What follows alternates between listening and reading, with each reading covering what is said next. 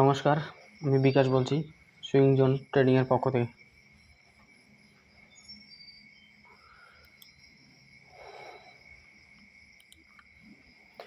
আজ আমি আপনাদের মাঝে আমার বেস্ট সুইং ট্রেডিং সেটআপ তুলে ধরব। এটা একটা র ভিডিও,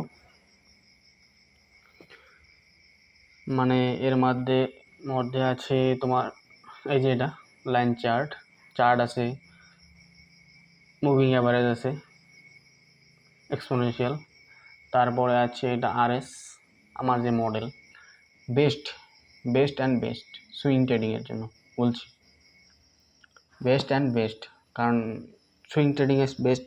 আমি কোনো অপশন করি না, আপনাদেরকে বলিও না, বাট অপশন করছি আমি, বাট বহুত লস খেয়েছি অপশন করে, বাট অপশন ছেড়ে দিয়েছি। অপশন আমার জন্য না, আপনাদের জন্য হলেও হতে পারে, বাট আমি যেটা রিয়েলাইজ করছি যে সুইং ট্রেডিং ইজ বেস্ট। এটা একটা আমার র ভিডিও, ফার্স্ট আজকে আমি প্রথম ভিডিও করছি ইউটিউব মানে আমার চ্যানেলে। আমি জাস্ট বানাচ্ছি আর কি, আমি যেটুকু শিখছি সেটুকুর মধ্যে। আমি বলবো না যে এটা প্রফিট আজকেই হবে, এইরকম করলেই হবে, বাট আমি একটা সিম্পল প্রসেস আপনাদেরকে বলতে চাই। এটার মধ্যে একটা ভিডিওর মধ্যে বলা সম্ভব না, আমি পার্ট বাই পার্ট পরে ডিটেল আলোচনা করব, বাট আমার যে একদম যেটা আমি করি সেটা আমি আপনাদের ভালোভাবে এখানে বোঝাচ্ছে মানে বলতে চাচ্ছি।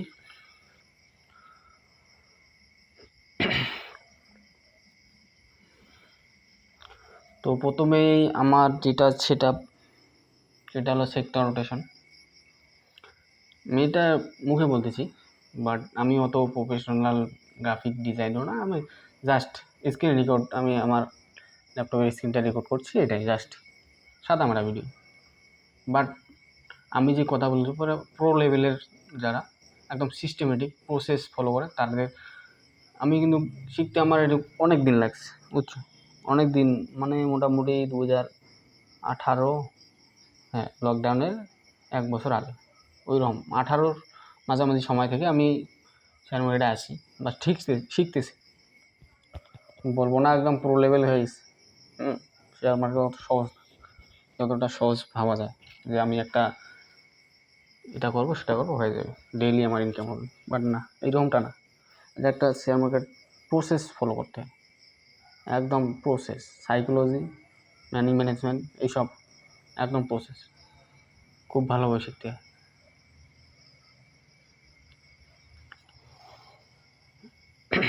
এটা হচ্ছে এটা হচ্ছে আরএস 55। আরএসটা কি? আরএসটা আমি সিম্পলভাবে আজকে বলতেছি যে এটা নিফটি 50-কে বিট করে। আপনি নিফটি 50 দিয়েও করতে পারেন, বাট সেক্টরাল ইন্ডেক্সেস দিয়েও করতে পারেন, বাট আমার এখানে নিফটি 50-কে দিয়েই করানো আছে। RS by Bharat trader 55। এটা জিরো লাইনের উপরে থাকা মানে ওই স্টকে আর কি স্ট্রেন আছে, পাওয়ার আছে উপরে যাওয়ার মতো,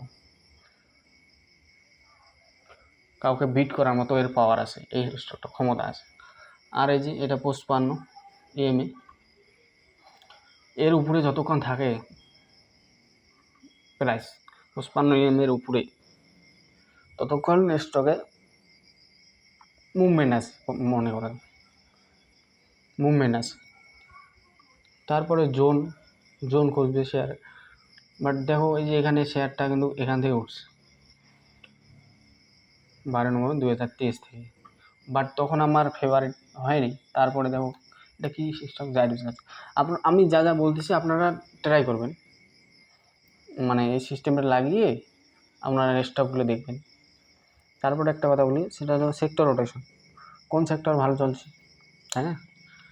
আপনারা তো সবই স্টক, খালি স্টক দেখলে হবে না, সেক্টর প্রথমেই আপনারা দেখবেন যে সেক্টরটা কী করছে। সেক্টর যদি ভালো করছে, তাই না, পারফর্ম করছে, আউট পারফর্ম করছে, মার্কেটকে বিট করছে, ওই সেক্টরের স্টকগুলো আপনারা দেখবেন, ভালো যেগুলো। তারপরে ওই সেক্টরের ওই স্টকগুলোর আপনারা জোন খুঁজবেন, যে এই জোনটা সাপোর্ট জোন আছে, বাই করা যেতে পারে। রিস্ক টু রিওয়ার্ড ঠিক আছে, এইরকম আপনারা খুঁজবেন। এটা একটা আমি যে কনসেপ্টগুলো বলছি এই কনসেপ্টগুলো আমি ডিটেলে আলোচনা করব পরে সেপারেট, মানে একটা করে ভিডিওতে। এটা আমি জাস্ট যে জিনিসগুলো আমি করি সেই জিনিসগুলো আমি বলতেছি আপনাদেরকে। এরপরে আমি ডিটেলে একটা করে একদম নিখুঁতভাবে পার্ট টু পার্ট একটা জিনিস নিয়ে আমি আলোচনা করব, তাই না? এটা একটা মনে করো আমি যেগুলো জিনিস করি সেগুলো, বাট এক কথা কিন্তু বারবার বলছি, মাইন্ড করবেন না।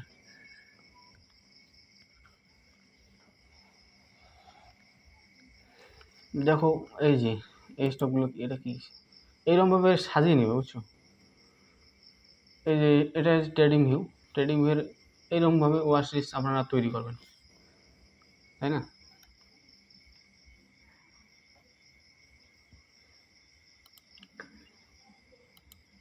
এই যে আমার এগুলো কিন্তু করানো আছে, সেট করেছি, মানে এখানে আমি অ্যাড করেছি, যেমন নিফটি ব্যাংক, নিফটি আইটি, তারপরে ফার্মা সেক্টর, সাধারণত যতগুলো সেক্টর স্টক আছে এগুলো, তাই না? তারপরে অটো যেগুলো সেক্টর স্টক আছে সেগুলো, এগুলো, তাই না? মেটাল, তারপরে মিডিয়া, এফএমসিজি, পিএসইউ ব্যাংক, তাই না? রিয়েলিটি আছে, অয়েল অ্যান্ড গ্যাস আছে। এই স্টকগুলো আমি এইরকমভাবে করছি এবং প্রত্যেকদিন আমি রাত্রেবেলা দেখি আর কি। সারাদিন আমি দেখি না, সারাদিন আমার সেটা বন্ধ থাকে, ওই এন্ট্রি এক্সিট মোবাইলেই হয়। বাট সুইং ট্রেডিংয়ে তো প্রত্যেকদিন এন্ট্রি এক্সিট করতে হয় না, তাই না? ফিন্যান্স, এইরকমভাবে আপনারা ওয়াচ লিস্ট তৈরি করবেন। কাস্টমার ডিউরেবল, এনার্জি, তাই না? আরও আছে, এই যে রেড লিস্টে এখানে আমি অ্যাড করেছি, দেখো, ঠিক আছে? শিপ বিল্ডিং, দেখো স্টকগুলো কত সুন্দরভাবে মুভ করছে, শিপ বিল্ডিং সেক্টর কিন্তু একদম স্ট্রং সেক্টর বর্তমানেও আছে, ভালো স্ট্রং আছে, বাট এটা একদম বেড়ে গেছে, রিস্ক টু রিওয়ার্ড একদম ফেভারেবল নেই, মানে আনফেভারেবল। আর একটু যদি কারেক্ট করে এখানে আসে, তাই না? দেখি মাজাবাংড শিপ বিল্ডার বহুত বেড়ে গেছে, দেখো, এই দেখো এখানে আমার সেটা এইটা আমি যে স্টকে খুঁজি না কেন, যেখান থেকে আনি সেক্টরের কোন সেক্টরে ভালো আছে, বাট আমার সেট আপ এইটাই থাকে, তাই না? আমার সেট আপ এইটাই, এটা মনে করো আমার একটা সাইজ, তাই না? আমি এই যা র মেটেরিয়াল পাই ওই সাইজে আমি এখানে এসে অ্যাড করে দিই, তারপরে আমার যেটা রেজাল্ট বাইরে সেটা হয়, সেটা রিস্ক টু রিওয়ার্ড যদি ভালো থাকে, মানি ম্যানেজমেন্ট যদি ভালো থাকে, ঠিক আছে, তাই না? আপনারা এই স্ল্যাবটা দেখতে পারেন, আমি এটা কি কোচি শিপার্টালিটি, এটা শিপ বিল্ডিং, দেখো কত সুন্দর, একবার দেখো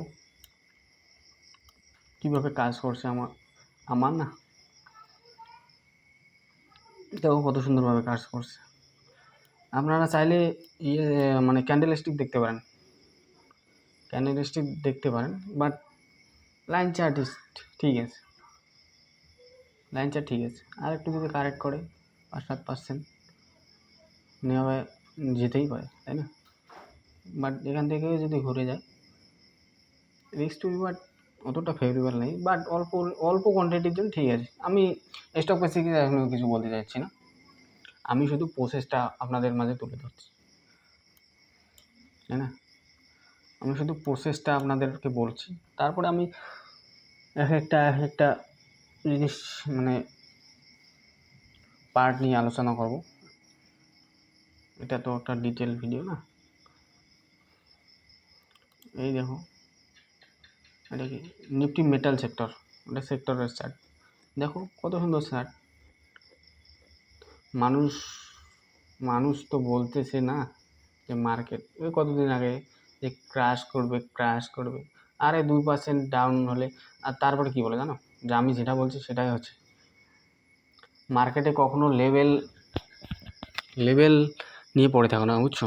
যে এই লেভেল হ্যান ত্যান লেভেল, বাট আর টার্গেটের আশা করো না।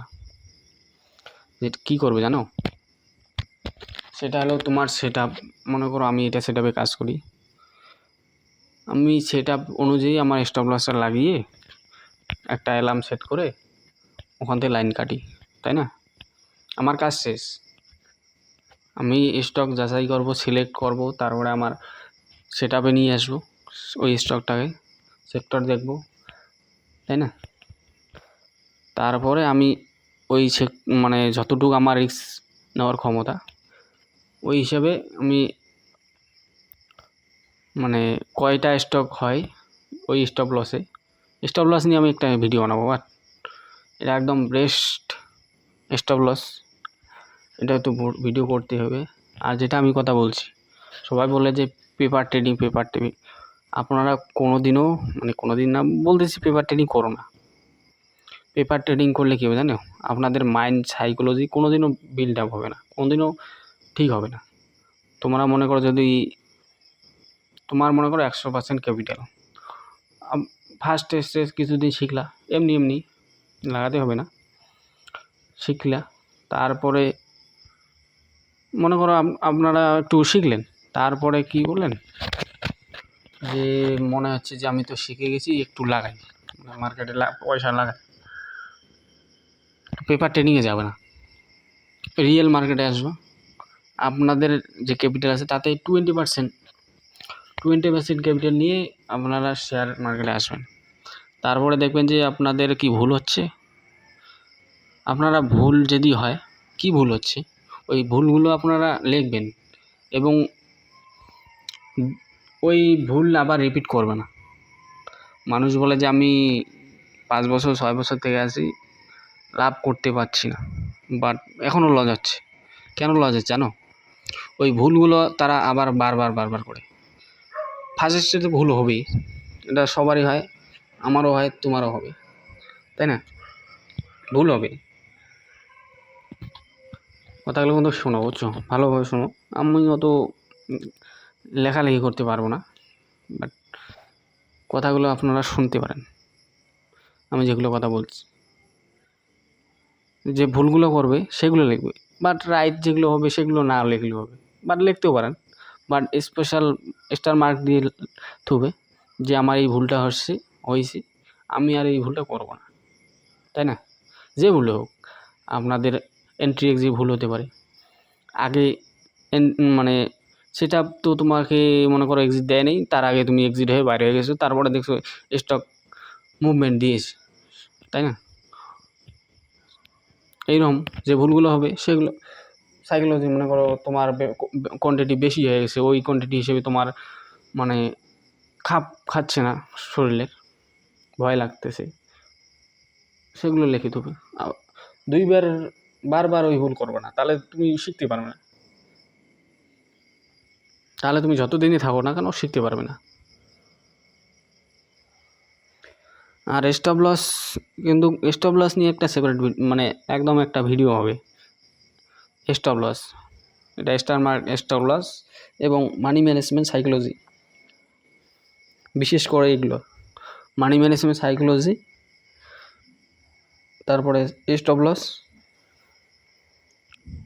আবারও বলছি সাইকোলজি এবং স্টপ লস, মানি ম্যানেজমেন্ট, এগুলো কিন্তু একদম মাস্ট শেয়ার মার্কেটে শিখতে গেলে। এগুলো আপনাদেরকে শিখতেই মানে এগুলো কিন্তু ওই খাতা পড়ে বই তো ঠিক আছে, বাট মানে এগুলো বিল্ড আপ হয় মার্কেট থেকে বেসিক্যালি। মানে আপনারা কি ভুল করতেছেন, ওই ভুল থেকে বিল্ড আপ হচ্ছে আপনাদের ব্রেন, তাই না?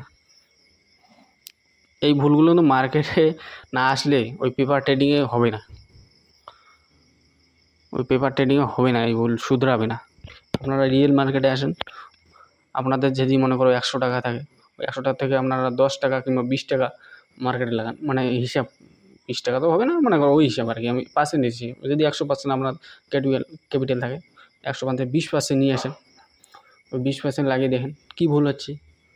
যে ভুলগুলো হচ্ছে আপনারা 2বার আর ওই ভুল করবে না, লিখে দেবে খাতায় পেন কলম দিয়ে, ঠিক আছে? আর একটা আমার ভিডিও হবে স্টপ লস, মানি ম্যানেজমেন্ট,